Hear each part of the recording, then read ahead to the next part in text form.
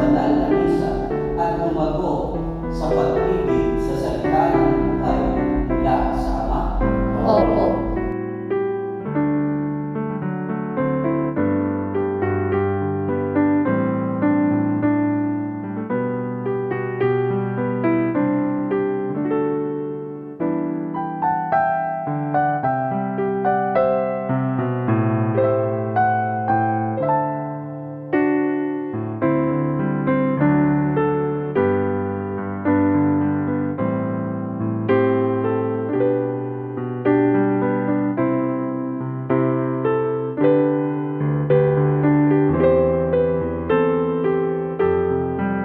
Dito po tayo ngayon guys sa loob ng St. Michael Catholic Church dito po sa Sharjah. St. Michael ang aking mga kasama guys.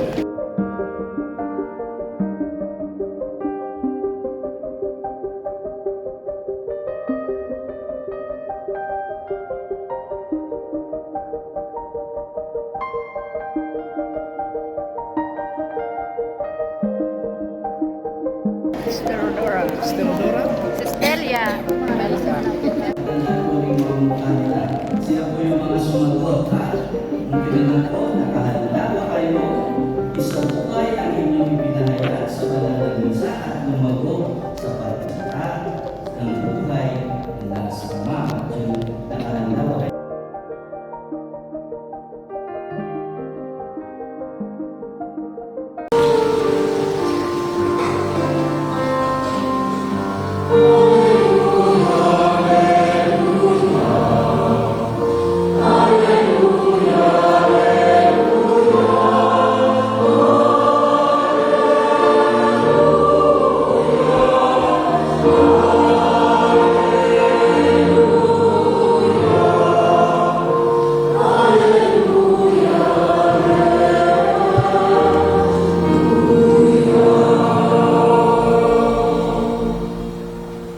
Sumainyo ang Panginoon. At sumayin Ang pagpapahayag ng mabuting balita ng Panginoon ayon kay San Mateo.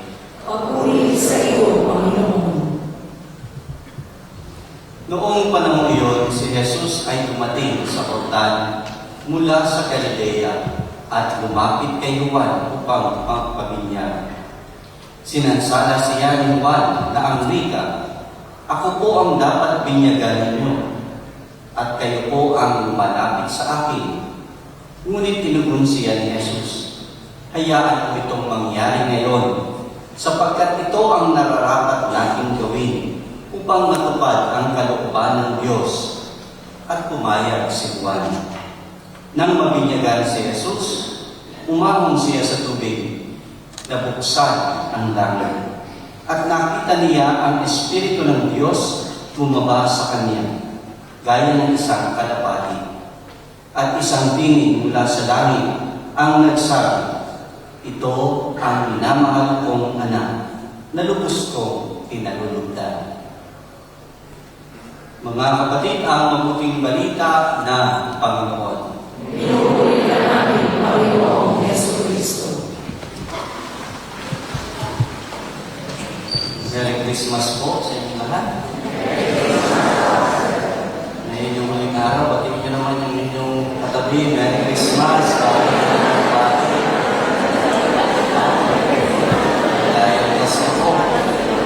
Ngayong araw na ito, mga kapatid, pinagliliwanag natin ang kapistahan na pagbibigyan. No? Pagbibigyan kay Jesus sa ating Panginoon. Dahil yung uling araw na ito, yung pagbibigyan, ito yung pinakakatapusan na pagdiriwang natin ng mga panahon ng Kapaskuhan. At magsisimula tayo sa mga ordinaryong mga araw ng mga linggo, na kung saan ang araw na ito rin, dito magsisimula ang pagmimisyon ni Jesus. So bago niya ginawa ang kanyang misyon, magpahayag ng salita ng Diyos, magpagaling ng mga may sakit at gumawa ng iba't ibang mga himala, ay bininyagan muna si Jesus. Kung kaya nga mahalaga ang araw na ito para sa atin. At sa araw na ito, inaalala rin natin yung ating araw na last year, di ba? Tandaan niyo ba? O tumatawa niyo ba? Tatandaan niyo ba assignment last year? No? Kailan yung araw ng inyong binyag? Meron ang ibang nakakatanda ng araw ng kanilang binyag. Kasi ang babae, hindi pa si nanay. Natatandaan yung araw ng binyag. Iilan mo kami. Hindi nyo tanda ang araw ng binyag? Ha? Mahalaga po kasi yung araw ng binyag natin. Ano? Hindi lang ito basta na tayo pa rin ang problema. Ano? Yung tayo ay binigyagan, mga sanggol tayo, maliliit na bata. Si Jesus binigyagan na lang dating adult na. No? 30 years old. Nagsimula yung kanyang ministry, yung kanyang mga mission, yung kanyang misyon. Na kung saan, pinapaalaala sa atin yung kahalagahan ng binyag. Na hindi lamang ito na tayo nagpapabinyag para maging Kristiyano, kundi para mas sa buhay natin yung ating pagiging Kristiyano. Kaya nga mahalaga yung role ng mga ninong at ninang sa binyag, ha? Mga magulang, o kayo kung kuha ng mga ninong at ninang dahil kaibigan nyo, dahil kasama nyo sa office ng matagal na, magkakilala kayo. Ang kukunin ninong at ninang sa binyag, yung mga Kristiyano na bumuhay sa pananampalataya talaga natin. Ibig sabihin, ginagampanan yung tungkulin bilang isang Kristiyano, bilang anak ng Diyos. Dahil yung mga ninong at ninang, sila yung magtuturo kasama ng mga magulang na buhay Kristiyano, ng pananampalataya ng mga bata. Kaya yung mga bata binibinyagan, may ninong at ninang upang gabayan. Hindi lang para magbigay ng regalo dahil Christmas, ano? Dahil birthday ng bata, first birthday, may celebration, may regalo si ninong at si ninang. Hindi. Ang nakakalimutan ng ninong at ninang, kumustahin yung pananampalataya ng kanilang inaanak. Nakumusta niyo na ba yung mga inaanak ninyo? Kung sila ba'y nakatanggap na ng First Communion? Kung sila ba'y nakapagtanggap na ng kanilang confirmation na kung pinalabas sila after na sila mabinyagan? Meron bang ninong at ninang dito na tinatanong yung kanilang mga inaanak, marunong ka na bang mag-ama namin, mag-abagi ng Maria, magluwalhati, o magsakal na Ama at ng Anak at ng Espiritu Santo. Amen. Di ba? Baka yung mga inaanak ninyo, ay mas alam nila yung pag-e-enter o paglalaro ng mga Roblox, di ba? Paglulood yung mga kung ano sa cellphone, sa laptop, di ba? Pero hindi natin nakukumusta yung kanilang pananampalataya. So mahalaga mga kapatid, na kumustahin natin, yung pagkatapos ng binyag, ano ang gagawin? Dahil si Jesus mismo, after ng kanyang binyag, ay sinimulan na niya ang kanyang mission. At napakagandang balikan natin yung mga pangyayari doon sa Ilog Jordan noong binyagan ng ating Panginoon. Alam natin, hindi naman kailangan ni Jesus ang binyag. Diba? Wala naman siyang kasalanan. Kasi kung tayo bininyagan, inalis sa atin yung tinatawag natin kasalanan, mana o yung original sin. Pero si Jesus, meron ba siyang original sin? Meron? Hindi sigurado wala. Wala, di ba? Wala siyang kasalanan, kahit nakatiting na kasalanan. Ipinanganak siyang walang bahid ng kasalanan, pero nakipamuhay sa atin. Kaya nga nung nakita niya na nagbibinyag si Juan doon sa Ilog Jordan, anong ginawa niya? Lumubog siya doon sa Ilog Jordan. Nakisawsaw sa mga taong makasalanan dahil yung mga nagpapabinyag kay Juan, nagpapabinyag dahil sila'y makasalanan. Nais silang mawala yung kanila kasalanan. Baptism of repentance. Pero si Jesus hindi niya kailangan niya, pero lumubog siya doon. Ipinapakita sa atin kung gaano nagpakababa ang Diyos na gusto niyang makita ng lahat, makasama tayo sa lahat ng ating mga karanasan sa buhay. Maliban sa pagkakasala. Ganyan ang ating Diyos. Ganyan si Jesus. Kaya nga, Emmanuel, ang Diyos ay sumasa atin, kasama natin, kaya kahit sa pagbibigyan, pumunta pa rin siya sa itutukan upang matupad ang kalooban ng Diyos. Kaya nga sabi dito, pumayag si Juan. At nung bininyagan ng Panginoon, may tatlong mahalagang pangyayari. Sabi nga dito, una, nabuksan ang langit. The heavens was open. Nabuksan ang langit. Sarado ba ito?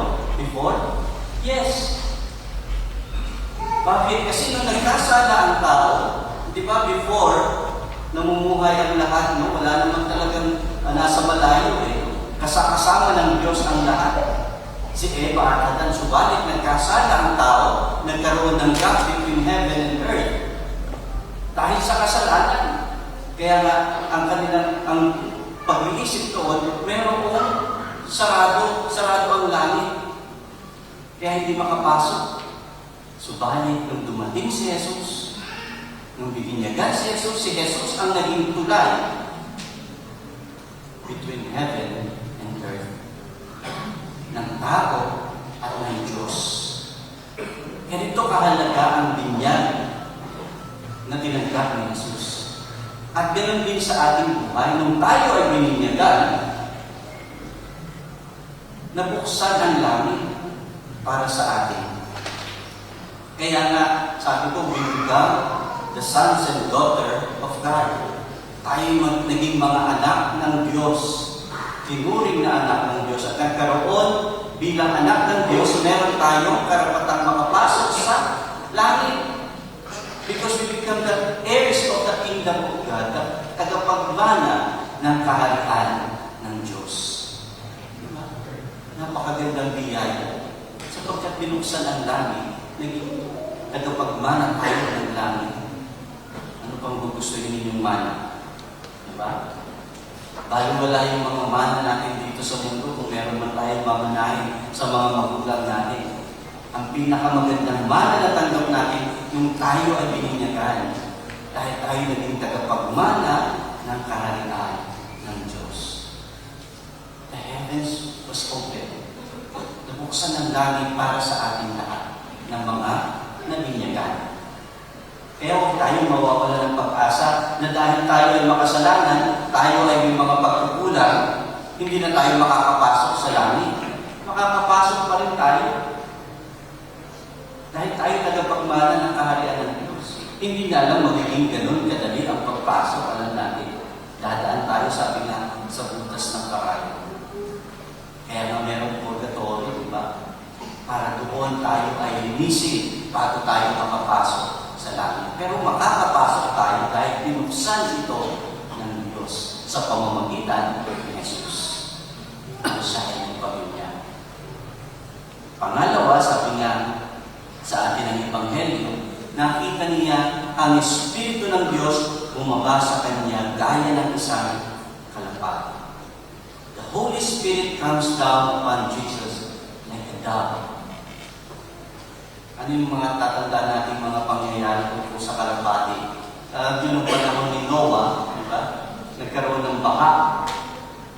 At yung kalapati ang naging daan para malaman na mapayapa na ang lahat, tapos na ang baha. Meron ng lupa dahil nung bumalik yung kalapati sa arko ni Noah, ay may dala na itong dahon. Nagpapakita na meron ng panibagong buhay na sumisipot sa lupa. Tanda ng kapayapaan. At ito ang ibinibigay sa atin sa sakramento ng binyag. Kung tayo ay bininyagan, pinagkaloob sa atin ang Espiritu Santo, the same Spirit na tinanggap ng ating Panginoon. Kaya nga, ang Espiritu na ito, nawa ang siyang magtulak sa atin upang patuloy tayo na mamuhay ng naaayon sa kalooban ng Diyos. Ang kailangan lang na pagnilayan natin, tanungin sa ating sarili, handa pa tayong sumunod sa panawagan ng Espiritu Santo. Kaya nga natataon ngayon ang araw na ito, no? sa pagtatalaga ng mga bagong miyembro ng mga ministry, mga organisasyon. Dahil tinanggap natin ang Espiritu Santo, handa tayo ngayong magbigay ng ating sarili, maglingkod para sa ating kapwa, para sa ating Diyos. At ang pangatlo, sabi nga, a voice from heaven says, "This is my beloved Son, with whom I am well pleased." Isang tinig mula sa langit na nagsabi, "Ito ang minamahal kong anak na lubos kong pinalulugdan." Sa baba. So alam natin na yung bago si Jesus pumunta sa kanyang mga misyon, sa kanyang mga gawain ng mga iba't ibang mga himala, ay ipinakita muna ng Ama, ipinadama ng Ama, in-appreciate ng Ama si Jesus. This is my beloved Son, yung pinakamamahal kong anak. Diba ang isang anak, pag laging pinupuri ng magulang, mas lalong nagpupursige sa buhay. Pag yung anak nyo, pag sinabi nyo, napakabait naman ng batang ito, napakabait, napakasipag, lalong nagsisipag yan. Pero pag yung anak nyo, lalo nyo sinabi, napakatamad mo naman, wala ka nang ginawa, kundi mag-cellphone na mag-cellphone, lalong tatamad niya. Diba? O, yung mga bata, diba? Tama ba? Kahit hindi gano'n, talagang tatamad-tamad. Diba? Yung iba. Kahit sabihin na napakasipag naman ng anak ko. Yung isa nagiging masipag dahil merong tatanggapin, may inaantay na bibigay ni mama, ni papa, no? Ng mga nanay at tatay. Hindi gano'n. Si Jesus, nung sinabi ng Ama, ito ang pinakamamahal kong anak, na lubos kong pinalulugdan, talagang damang-dama ni Jesus marahil yung sinabi ng Ama na siya yung pinakamamahal. At napakasarap din isipin, napakasarap para sa ating sarili kung mararamdaman natin na sinasabi ito ng Diyos sa atin. At sinabi rin ito ng Diyos sa atin yung tayo ay bininyagan. You are my beloved son, you are my beloved daughter. Walang hihigit sa inyo. Kaya nga tayo bininyagan, binigyan din tayo ng misyon, nakibahagi tayo sa misyon ni Kristo ng pagiging pari, hari at propeta. At dito tayo pinapaalalahanan ng araw na ito. Araw-araw, maalala sana natin yung ating binyag na sinasabi ng Diyos, ikaw ang minamahal kong anak. Kaya kung mahal tayo ng Diyos, alam mong mahal ka ng Diyos, alam mo rin na hindi Kanya pababayaan, na kahit anumang dumating ng mga iba't ibang hamon ng buhay, kakayanin. Dahil alam natin minamahal tayo ng ating Ama, ng ating Panginoon. At ito'y nagpalakas ng loob lalo kay Jesus. Kaya nagsimula na siya sa kanyang pagmimisyon. Dahil sa pag-ibig ng Ama sa Kanya. Mga minamahal, yung tatlong mahalagang bagay na ito sa pangyayari sa araw ng binyag ng Panginoon. Ganito rin yung pangyayari sa araw nung tayo ay binyagan. Na nawa makita natin ang kahalagahan nito. At ito ang maging daan para makapagpatuloy tayo sa ating misyon. Na gaya ng misyon ni Jesus na magpahayag ng pagmamahal, pagpapatawad, pag-unawa. Upang sa ganon, lahat tayo ay makapasok sa kaharian na binuksan ni Jesus nung siya ay binyagan. Nang binuksan ng Ama para sa ating lahat upang tayo ay makapasok. Amen. Tumayo na po ang lahat. Ngayon po ay gagawin po muna po ang lahat. Gagawin po muna natin pagtatalaga. Inaanyayahan ko ang lahat ng bagong members ng ministry at communities, gano'n din po bagong set of officers na masitayo po. Lahat po ng Kristo. Minamahal namin yung spiritual director, Father Leo. Narito po ang mga kasaping ng ministry ng Filipino community sa parokya ng St. Michael, Sharjah.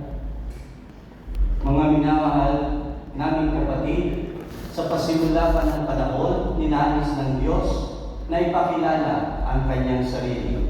Hinirang niya ang kanyang bayang Israel at sa pamamagitan ng mga propeta at kanyang mga hinirang na pinuno, natanto ng lahat ang kanyang kalooban. Sa kaganapan ng panahon, nagkatawang tao ang salita at nakipamuhay sa atin upang mabigyan kaganapan ang dakilang plano ng kaligtasan. Sa kasaysayan ng simbahan, humirang ang mga apostol at mga nakatatanda ng mga taong handang ipahayag ang salita at ialay, maging ang sariling buhay para patuloy na maipahayag ang mabuting balita na ang nagbibigay buhay sa lahat ng salin-lahi. Sa pamamagitan ng inyong pagpapahayag ng mabuting balita, muling sinasaliwa ang mga dakilang kaganapan ng ating kaligtasan na nakalaan para sa lahat ng nananalig. Kaya nga, sagutin ninyo ng buong katotohanan ang mga katanungang ito. Nakahanda ba kayong ilaan ang sarili at panahon upang pag-aralan ng buong katapatan ang salita ng Diyos? Nakahanda pa kayong isabuhay ang inyong ipinahayag sa banal na misa at lumago sa pag-ibig sa salita ng buhay mula sa Ama? Opo.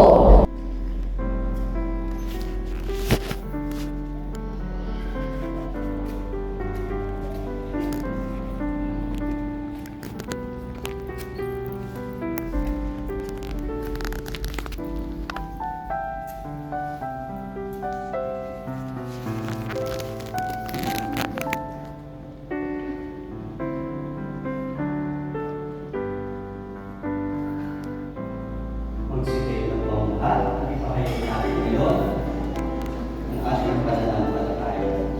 Sumasampalataya Sa Diyos ang makapangyarihan sa lahat, na may gawa ng langit at lupa. Sumampalataya naman ako kay Jesucristo, isang anak ng Diyos, Panginoon nating lahat. Nagkatawang tao siya lalang ng Espiritu Santo. Pinanganak ni Santa Maria Virgen, pinagkasakit ni Poncio Pilato, tinako sa krus, namatay at nilibing, nanalo sa mga kinabukasan ng mga yumaang, ng ikatlong araw na buhay ng maguli, umakyat sa langit, nalulunok sa kanan ng Diyos amang makapangyarihan sa lahat. Doon pagpaparito at pagpuro sa mga nabubuhay at namatay na tao.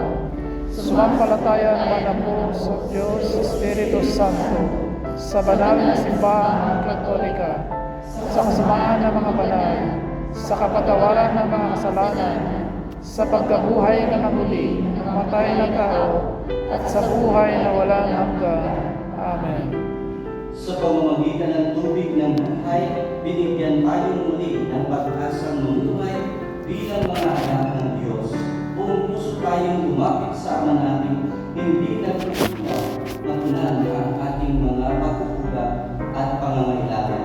Sa bawat panalangin ng ating tutugon, Panginoon ng buhay, dinggin mo kami. Panginoon ng buhay, dinggin mo kami.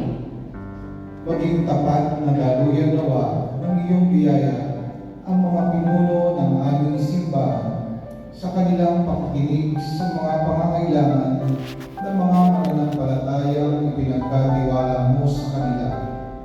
Manalangin tayo. Panginoon ng buhay, dinggin mo kami. Piliin nawa ng aming mga pinunong lingkod bayan, gayon din kaming mga mamamayan, ang kabutihang pangkalahatan at pagkalinga sa kalikasan saan man at kailanman. Manalangin Panginoon ng buhay, dinggin mo kami. Itulot mo, Ama, na matularan namin ang iyong pag-ibig sa pakikitungo namin sa isa't isa. Manalangin tayo. Panginoon ng buhay, dinggin mo kami. Sa ilang sandali ng manahimik, taas natin sa ating Panginoon ang ating mga personal na kahilingan, ganoon din ang lahat ng mga may intensyon sa misang ito.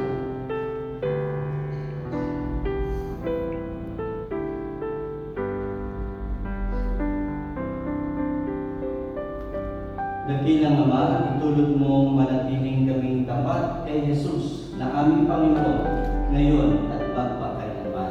Amen.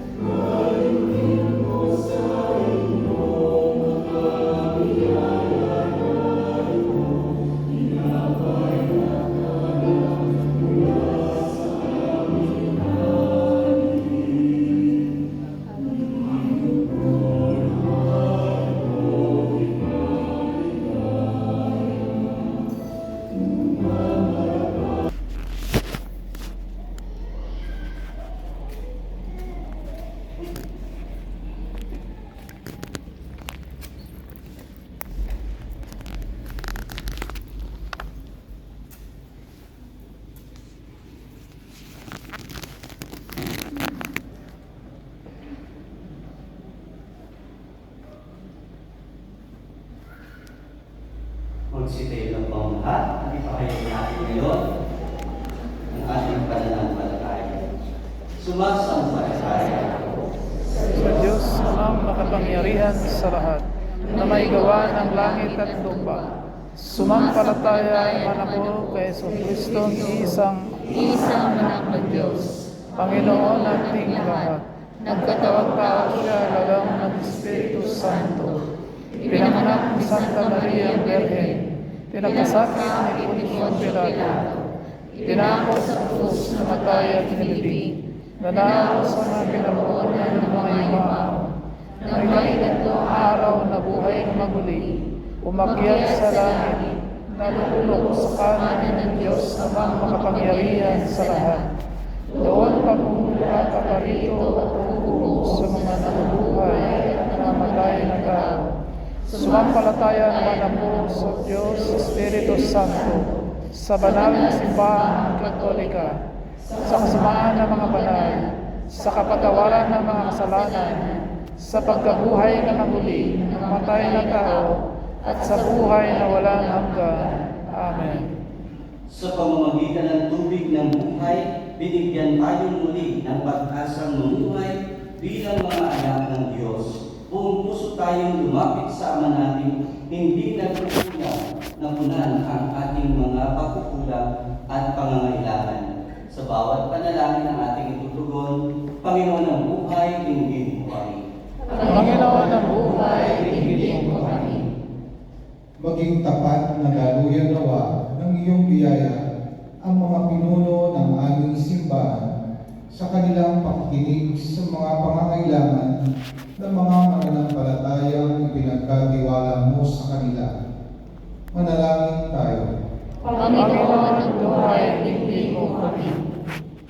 Piliin nawa ng aming mga pinunong lingkod bayan, gayon din kaming mga mamamayan, ang kabutihang pangkalahatan at pagkalinga sa kalikasan saan man at kailanman. Manalangin tayo. Panginoon ng buhay, dinggin mo kami.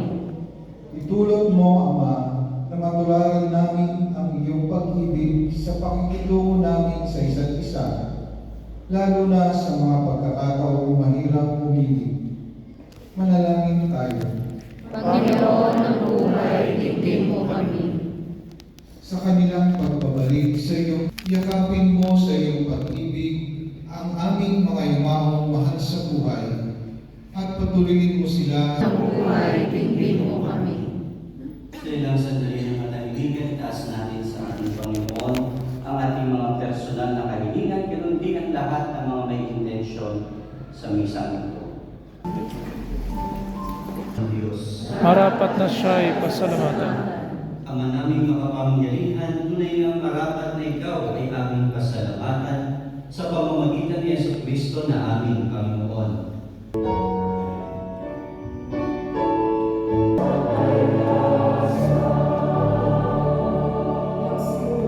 Ang bukal ng tanang kabanalan, kaya sa pamamagitan ng iyong Espiritu, kaya hindi naman noong matapos ang hapunan, hinawakan niya ang kalis.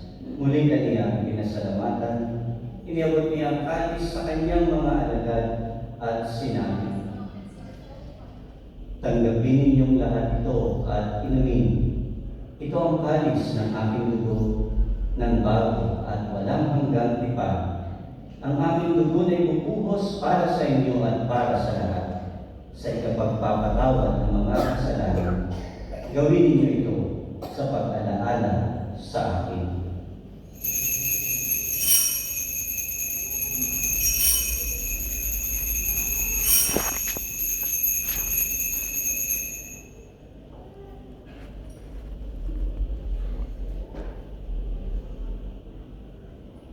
Ipagpunyin natin ang misteryo ng pananampalataya.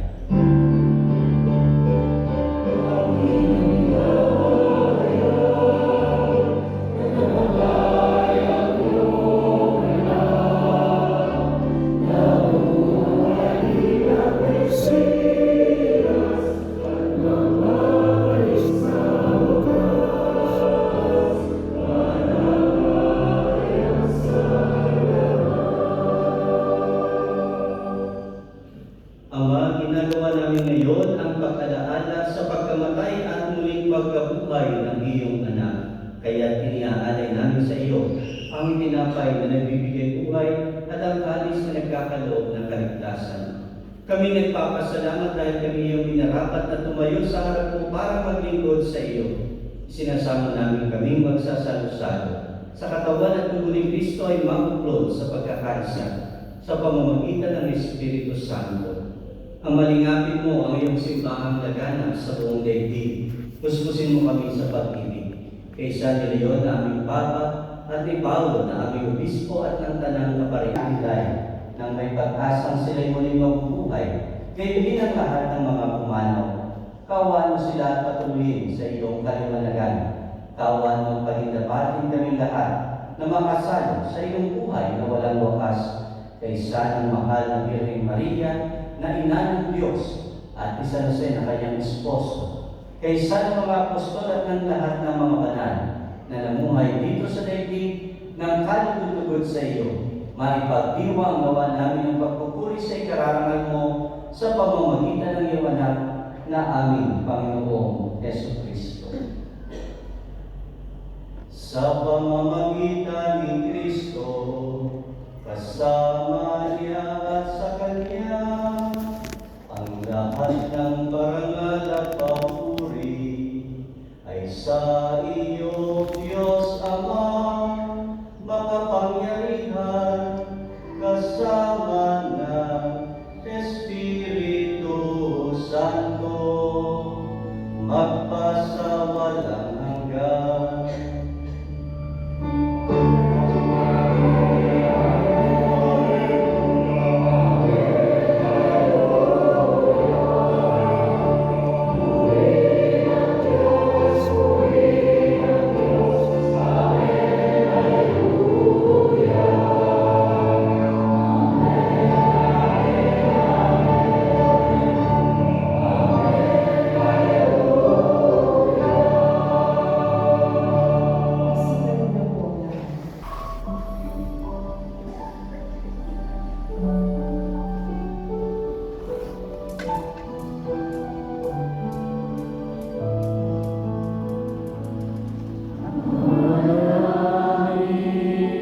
Sumasalangit ka, sambahin ang ngalan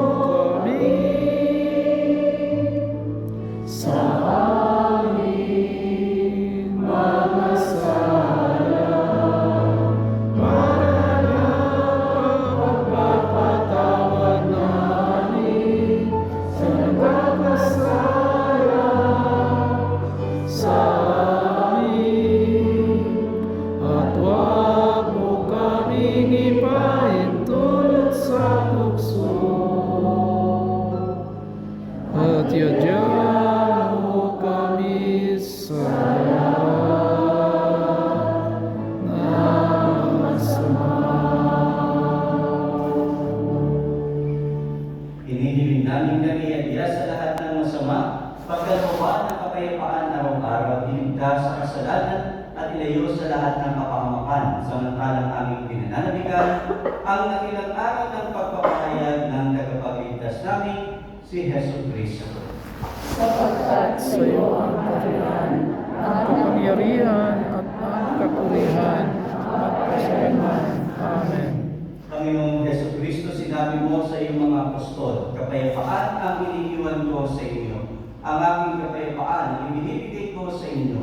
Tunghayan mo ang aming pananampalataya ayon sa iyong kalooban, kasama ng Espiritu Santo magpa sa walang hanggan. Amen. Ang kapayapaan ng Panginoon ay laging sumainyo.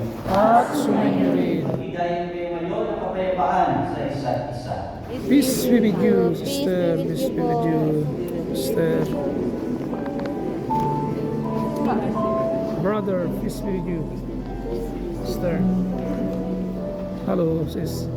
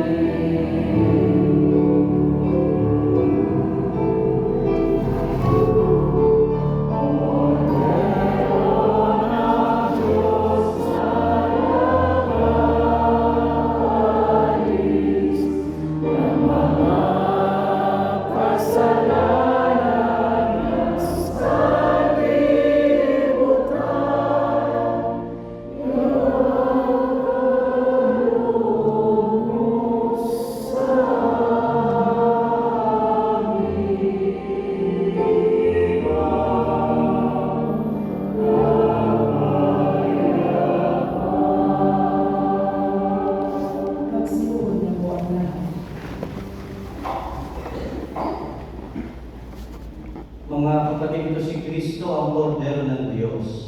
Siya na nag-aalis ng kasalanan ng sanlibutan, mapalad tayo ng inanyayahan sa Kanya. Ayun, thank you. Sorry. Ano ba ito? Ano po? Thank you.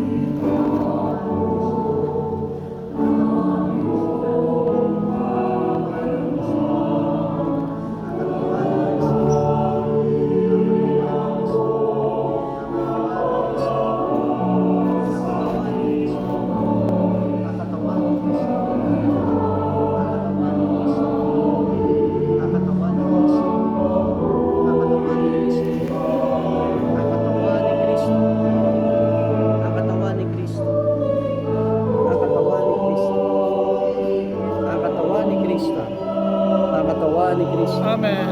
Ang katawan ni Kristo.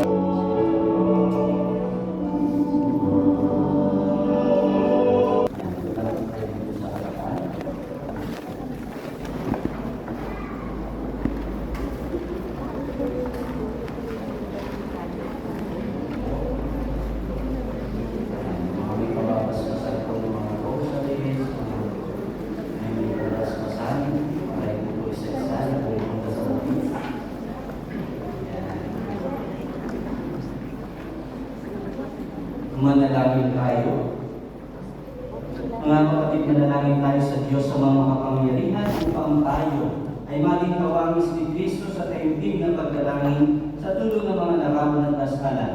Kaawaan-awa ng Diyos at gawaran ng pagbabasbas ang mga larawan, dasalan, mga rosaryo nito upang makatulong sa kasalukuyang buhay sa ikauunlad sa paggawa ng kabutihan upang makamit ang bigaya ng kalangitan sa pamamagitan ni Jesucristo kasama ng Espiritu Santo magpasawalang hanggan. Amen. Sumainyo ang Panginoon At sumainyo rin. at pagkain ng kanyang pamilya ng makapangyarihan ng Diyos, Ama at Anak at Espiritu Santo. Amen. Pagdiriwang naman kayo taglay ang pag-ibig ni Kristo. Salamat sa iyo,